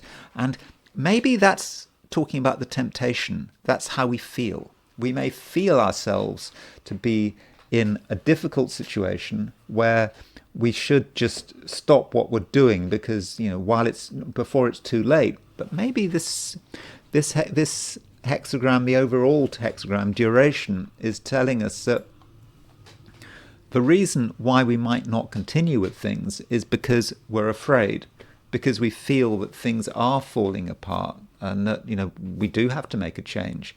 But maybe the advice of the I Ching is to hold firm. You might even be aware that other people are getting sort of wrapped up in some unfolding disaster. I mean, okay, that's a bit of an exaggeration, but for ourselves, we have to hold on, because it's okay, and we should not be looking to create change. I mean, there are temptations to create change. There are temptations to run into the hills, but I don't think that's the right approach. And if we can just keep our cool over the weekend, then I think we're going to be fine. And finally, there is the new moon eclipse. So here is the chart of the precise moment of the new moon eclipse set for London. So that's September the 21st, 2025 at 8:54 p.m, which is a Sunday. So that means that if you're in Australasia, Australia, New Zealand, East Asia, or perhaps a lot of Asia, India, for example, the eclipse will be tomorrow. It'll be on Monday rather than Sunday. So this eclipse is certainly interesting because it is the second new moon in Virgo, and we had a new moon on August the 23rd at 0 degrees Virgo. This time we've got another eclipse at 29.5 Virgo. And so that kind of does mean that this eclipse, although it's a new moon, it, to my mind, has something of the nature of a full moon. Now, that might sound like a strange thing to say. I mean, this is a new moon. How can it be like a full moon? And I think that might be connected with the fact that it's in the last degree of Virgo. So it comes right at the end of the sign. So, this new moon is about the ending of something. It is a reminder that something is ending. And, full moons can be about endings. We realize that something has reached its peak. We move from waxing to waning. And so likewise with this, it's a rather unsatisfactory feeling here in the last degree of Virgo, and it's opposition Saturn. It doesn't give us the idea of a sort of a bright new future, does it? Not really. It suggests that things are coming to an end, and it's all rather difficult. And Saturn's relatively close to Skeet. I mean, it's not exactly on Skeet, but I think it's over a degree from Skeet. But there's just a difficult vibe about this new moon eclipse, and so I'm not necessarily particularly optimistic about it. And we shouldn't forget that on Monday we've got the equinox, and so it's all tied in with the equinox. We've just had Mercury moving into Libra, just crossing the equinox axis, and then we've got this new moon. We've got Saturn, opposition in opposition with new moon, and 28 of the mutable signs, 28, 48 Pisces. Yeah, and now we've got the equinox. So it all blends together. So I don't even think it's necessarily particularly useful just focusing on this new moon eclipse. I think we should also be thinking about the equinox. Now, I'm not going to talk about the equinox because I want to say something on Monday. I mean, Monday in my next video, but one when I talk about when I do talk about what's going on astrologically on Monday, I will be talking about the equinox. So I don't really want to talk about the equinox, but we have to be aware of it. Spring equinox in the southern hemisphere, the autumnal equinox in the northern hemisphere, when the days of darkness and light, when the hours of darkness and light are equal. So I think that there is a problem if looking at this chart sort of in isolation. But I think that when we look at this equinox, it's not just the fact that when we look at this new moon eclipse, it's not just the fact that it's opposition Saturn. It's also making a semi-sextile to Mars. So Mars is at 2940 Libra, so it's making a 30-degree. Mars is making a 30-degree aspect of a new moon, and we've got Saturn making an opposition to it, and Neptune making an opposition to it. So you've got all of these outer planets, Saturn and Neptune, and you could argue Uranus and Pluto as well, and so it receives a lot of aspects. And so maybe that this new moon eclipse is really bringing down the universal energy, the collective. It's a very collective new moon, and it does remind us that something is coming to an end, but also something is coming into being. But what is coming into being? Well, you could say that what is coming into being now is the past. And I'm beginning to feel this. I was reminded that I should have noticed this earlier. But, for example, when Charlie Kirk was assassinated, there was an exact Sun-South Node conjunction. And somehow we've seen this all before.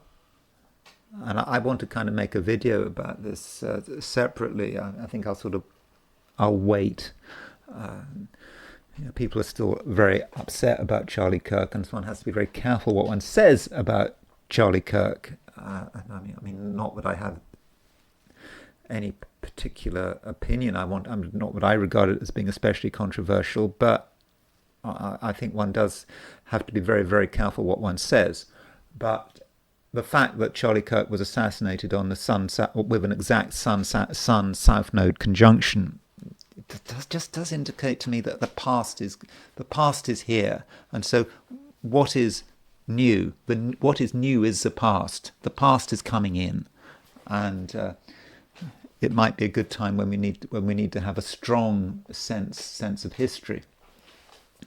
And as far as what midpoints this new moon eclipse is on, well, it's on the Saturn-Neptune midpoint. You don't need to set up a 90-degree dial to see that.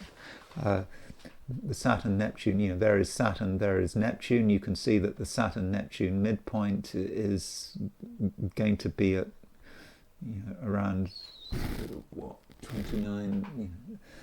Well, I can tell you exactly what the Saturn-Neptune midpoint is. I didn't really want to look at the midpoints in detail, but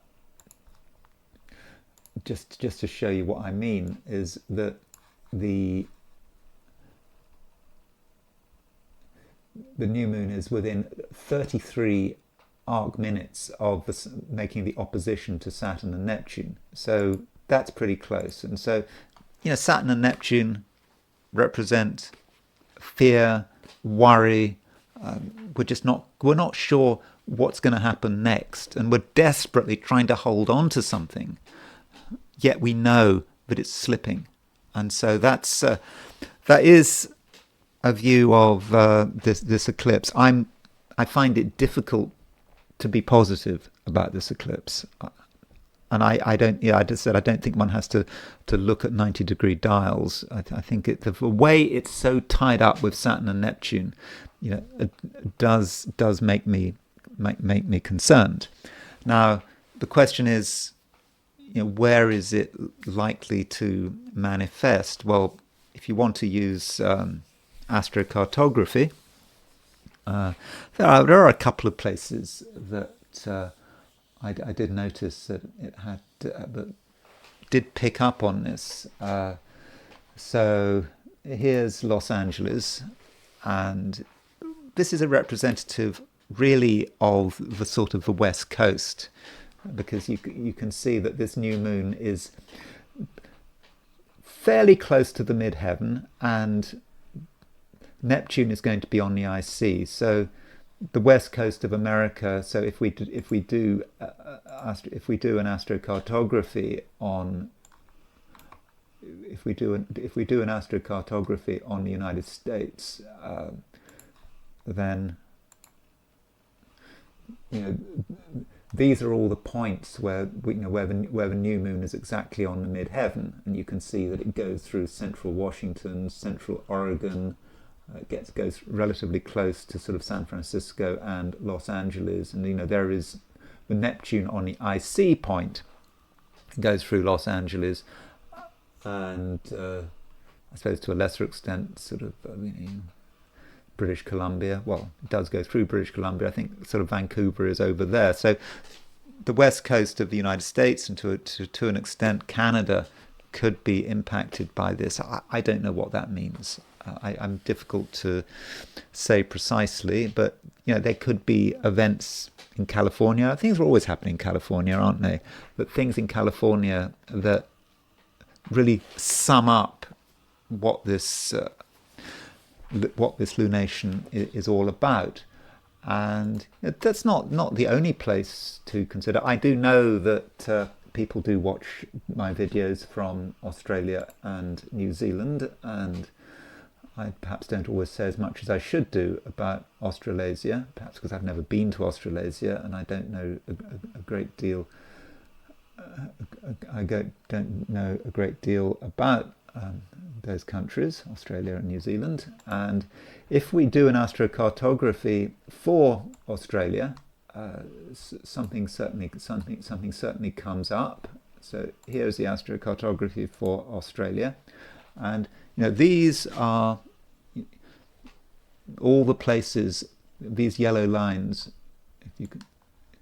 these yellow lines are all the places which have the new moon on the ascendant, and also Saturn and Neptune on the descendant. And it goes through Canberra, which is the capital of Australasia. It goes pretty close to Sydney as well. So Canberra being the capital of Australia, that might just say something about the government, the kind of things that the Australian government has to deal with at the moment. So if you are in Australia, then I would just have to say, well, use your imagination. Perhaps you have to sort of use the symbolism to try to work out, what might be happening. So here is the new moon eclipse set for Canberra, and we've got 27 Virgo rising. So that means that the new moon is right on the ascendant. We've got Saturn and Saturn on the descendant. So I'm guessing this says something about politics in Australia, the kind of pressure that the government is under. Could be about sort of popular protest. I think that there is the same kind of popular protest in Australia as you get in the UK or in Ireland. It's not so different. Many Western countries are experiencing the same kind of thing, but it may be about some event particularly affecting Australia. So yeah, if you are in Australia where you know about what's going on politically, you know about the kind of things that could happen, then that might say something about what's going on over the next couple of weeks. And then I want to look at some aspects involving well, so I'll start off with some countries. I'll start with England. Just a reminder that England has its moon, if we take the 1066 chart, at 29 degrees. It has its moon at 29 degrees for Pisces. So this new moon eclipse is right on England's moon. And so the moon in a chart can represent the people, and what the people are feeling, how the people are going to be responding. And so the people might be restless. We already know that the peasants are restless in the UK, as they like to say. We've had that huge march sort of last weekend in London, and everyone is really very unhappy with the government, and maybe they want change. So Saturn, right on the conjunction of right hitting the moon, could really stir things up. Plus the fact that we've got the new moon eclipse, so things do potentially look difficult in England, and not just England, but I'm taking that as a chart for the UK. We take this as a 1066 horoscope. And England is not the only place sort of affected. The USA, perhaps to a lesser extent, but if we take the UK's if we take 5:10 p.m. On July the 4th, 1776, as some sort of symbolic moment when the Declaration of Independence came into being, the midheaven IC, well, we've got the US's IC at sort of 103 Aries, midheaven at 103 Libra. So this new moon eclipse is pretty close to the United States' midheaven, and Neptune is on United States' midheaven. Neptune is opposition the midheaven, and I got this right. So yeah, the new moon eclipse is close to the midheaven. We're just about to get the equinox, where the sun moves into Libra. Plus we got Saturn and Neptune close to the IC.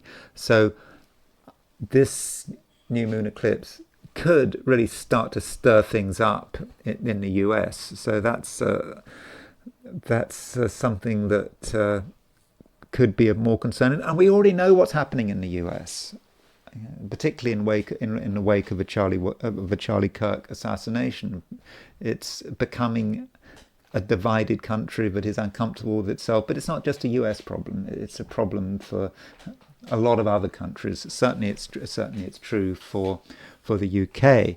And turning to some people, I mean, I know I've just talked about Macron's chart, but I do need to look at Macron's chart again, because I do believe that Macron is hit by this new moon eclipse. Macron has his sun at 2925 Sagittarius. He's got his Mercury at 2952 Sagittarius. So this new moon eclipse is not just square his Sun and his Mercury. It's also picking up on his Uranus and his Moon. So Macron has a Moon-Uranus opposition in his chart, and the new moon eclipse is therefore semi-square his Moon, sesquiquadrate his Uranus, and square his Sun and Venus. So the new moon eclipse really hits some really major stuff in Macron's chart. Now, as far as what's going on in France, well, we just got a new prime minister, haven't we? Sébastien Lecornu. And the question is, how long is the new prime minister going to last? And I think that this new moon eclipse is going to possibly herald a new crisis in France, because it affects the president, and the president is head of the state. He's the king in a way. And aside from Macron, just going to go through a couple of people who might be influenced by this new moon eclipse. There's a Baron Trump. Baron Trump has his sun at 29 degrees 40 Pisces, and so he's got Saturn on his sun. And this new moon is therefore opposition his sun. Now, the sun might say something about his father and his relationship with his father. I don't know what's going on in Baron Trump's life. I mean, I did hear it said that he's at where is he at? He's at a university. There's a New York campus, but he wasn't attending classes this year at the New York campus. I don't know whether he's attending classes at another campus of the university. And so that might all be indicating some kind of disturbance, although it's said that he's pursuing his business interests. Is that right? But maybe you know more about Baron Trump than I do. And Josh Shapiro, I mentioned Josh Shapiro's quite recently, and of course Josh Shapiro, there's just been this shooting in Pennsylvania. I haven't really been following the news there, but Josh Shapiro, he's certainly affected by this, because Josh Shapiro has a Sun Mars square. He has his Mars at 29 Pisces, Sun also at 29 Gemini.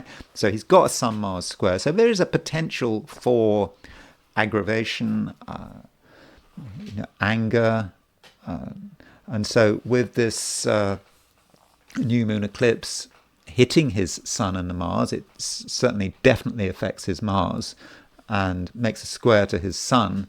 I think that he could find that there are things going on in his state, not just relating to this shooting, that he needs to pay attention to. And one has to say that any public figure right now who has who might be at all vulnerable. I mean, people are getting assassinated. When one thinks back to 1968, Martin Luther King got assassinated, and then Bobby Kennedy got assassinated as well. And so one assassination can lead to another assassination. So anyone in public life, someone like Josh Shapiro, governor of Pennsylvania, there are a lot of crazy people about. And so with the new moon eclipse hitting his Sun-Mars square, probably he needs to be careful, as a lot of people like him need to be careful. But we know he's got a Sun-Mars, we know he's got that Sun-Mars square. So someone like him does need to be very aware of possible threats. And another person who has sort of disappeared for the moment, but I suppose someone who could always reappear, is Justin Trudeau. Justin Trudeau has his Mars at 2935 Pisces, so he has got Saturn on his Mars. He's got the new moon eclipse opposition his Mars. So, I mean, how's he feeling? How's he enjoying not being Prime Minister? And what other things might be going on in his life? Does he feel under pressure? I don't know, but it might be something that we will, never find out about. And, going back to America, the Defense Secretary, Pete Hegseth, he has got a Moon-Venus square, Moon at 28 Pisces, Venus at 29 Gemini. So his Sun-Venus square is being triggered by this eclipse and by Saturn, and that might mean that he could make a mistake, or he could be in the news for the wrong reasons, or it just might be about some crisis he has to deal with in terms of America's defense. But him, like every other person in public life, has to be careful. Anyone with, particularly someone who's got anything at 29 degrees mutable, because as I just said, there are some crazy people around. And finally, I want to make a very brief mention of Vladimir Zelensky. And the thing about Vladimir Zelensky is that he has his Aries point making a sesquiquadrate to the Mars-Saturn midpoint. So there's his Mars, there's his Saturn. His Mars-Saturn midpoint is at sort of 15 Leo. And so that means it's sesquiquadrate the Aries point. So why is that relevant? Well, it's relevant because Saturn is relatively close to making the sesquiquadrate to his Aries, to his Mars-Saturn midpoint, and likewise this new moon eclipse is pretty close to his Mars-Saturn midpoint. So his Mars-Saturn midpoint is getting triggered, and I do think that Vladimir Zelensky, he's someone who definitely seems to demonstrate someone with the Aries point on the Mars-Saturn midpoint, because the Aries point is the world at large. And particularly if this latest report is true, that there's been this leak that apparently 1.7 million Ukrainian soldiers are either sort of missing or killed in action over the course of the war. Now, 1.7 million is a lot. It's a lot more than we're being told. And so you could say that's a lot of people have died because of Vladimir Zelensky, pulling out of the Istanbul peace talks in 2022. And that might be the kind of person who has Aries on the Mars-Saturn midpoint, that because of his decision not to continue with Istanbul in 2022, it's been catastrophic for Ukraine and for the Ukrainian people. And now we've got this eclipse and Saturn hitting that point. And so maybe it's all going to come home, or maybe it's already coming home. But then it's Zelensky, and Zelensky seems to be able to handle just about everything. People have been writing him off for so long. I've been writing him off for so long, and he's just got those fixed planets, as the Aquarius planets, the Leo planets. He just doesn't seem to go away. And that's it. That's all I'm going to say. One thing about assassination, I did make one point about assassination and relating to 1968, and I don't know how relevant this is, but this is the horoscope of Bobby Kennedy's assassination on sort of June the 5th, 1968, and at the time of his assassination, the moon was at sort of 28:32 Virgo. I don't know whether it's relevant, but this new moon eclipse is quite close to the moon at the time of Bobby Kennedy's assassination. Plus, Saturn is opposition the moon, and already with Charlie Kirk's assassination, the memory of Bobby Kennedy has kind of been rekindled. One wonders whether that's the end of it, or perhaps there are going to be other assassination attempts in the offing. And that's kind of what I've been kind of thinking about. And I know that I'm not the only person to suggest that. I mean, other astrologers have been concerned about assassinations at this time. And, is Charlie Kirk the last of it? Well, we don't know. So those are a few thoughts about the new moon eclipse, which is opposition Saturn. I'm sorry to be rather negative about it, but I can't see much reason to be positive, at least on a collective level. On an individual level, well, that's different. So thank you very much for watching this video. If you enjoyed this video, I would be very grateful if you were to like it. If you're not subscribed, I'd be super grateful if you were to subscribe. If you want to buy me a coffee, there's a link in the description, and I will talk to you again very soon.